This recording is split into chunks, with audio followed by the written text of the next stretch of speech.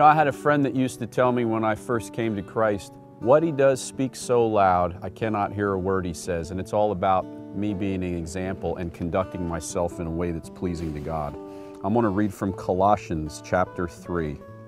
But now you also put off all these: anger, wrath, malice, blasphemy, filthy communication out of your mouth.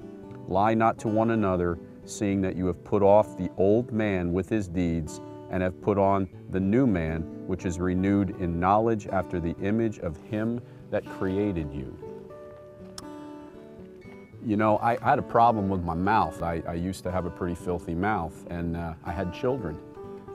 And when I sobered up in my life and when I came to Christ, I still had that.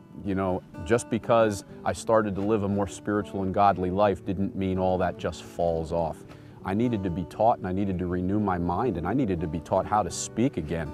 And I was teaching my children as they grew that they didn't want to talk like that. Yet when I wasn't with my kids, I would use that language from time to time. And I felt like a hypocrite when I did that. So one day I was talking to a friend on the phone, and I said one cuss word, and my daughter heard it. She heard it and she said, "Daddy, what did you say?"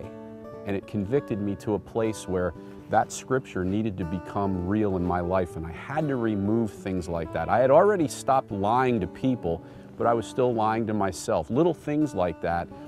As I grew and as I lived my life out, God plants seeds, and those seeds get watered. God brings the increase to the seeds that are planted. And my kids would point things out, my mentor would point things out, and this is the way I grew into this type of a scripture, where today now I try to live a holy life based on Him who made me.